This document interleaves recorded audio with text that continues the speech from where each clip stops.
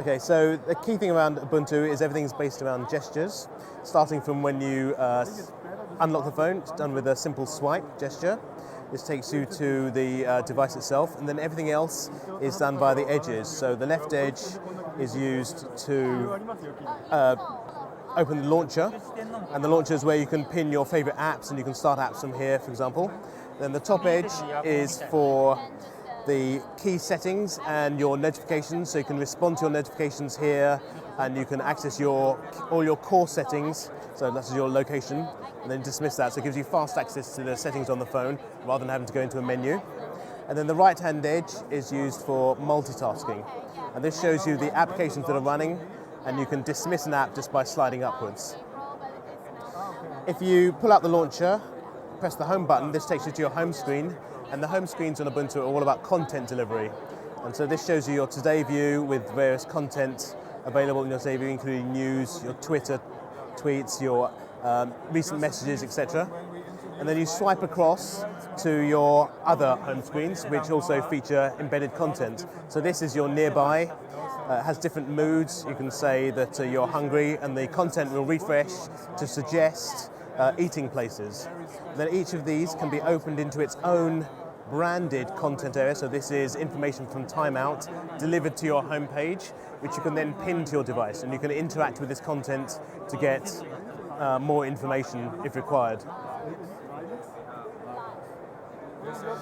As well as this home screen, the nearby showing you local services and news, you also have apps. You can download and install new apps and new scopes from the store. And then you also have news, so these are different news sources. And then you have music, for example, so this is local music on my device.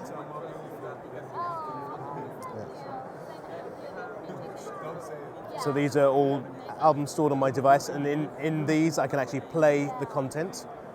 Then moving along, there's also photos, and this shows you local photos, Instagram photos, Facebook photos, Flickr photos, and again you can interact with these as though you're interacting with an app, but it's all part of the home screen of the device. To do the multitasking, you can either do the long swipe, which shows you all the things running, but also if you do a quick swipe, it just allows you to flick between the two most running applications.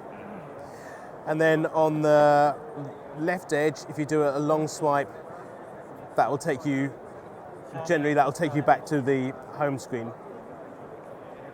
Then also for the bottom edge, so the bottom edge varies according to which application you're in. So for example, if I'm in the dialer, the bottom edge gives me access to my recent calls. I haven't made any calls on this device. If I am in the messaging app, then the bottom edge gives me access to creating a new contact. Sorry, that was the contact application. Let's take you to the messaging app. So this will give me access to creating a new message.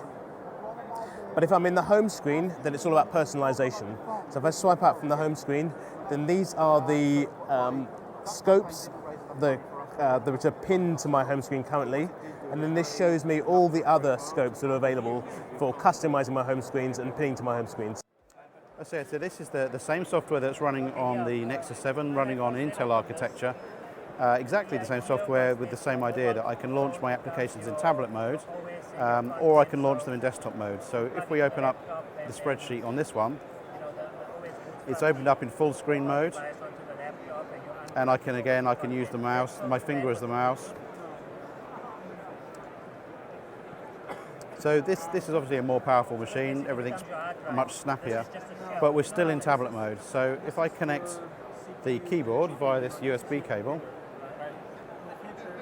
then the device will switch into desktop mode, and the applications have switched to Windows, and the applications are available in a window mode, so I can minimize these, open new apps. And so what you do is, what you're presenting here is, like and now if I disconnect the keyboard, it will go back into tablet mode straight away. So now we are back in tablet mode, the applications reflow for the size of the screen, and I can use it in tablet mode, and then connect the keyboard, go back into windowed mode.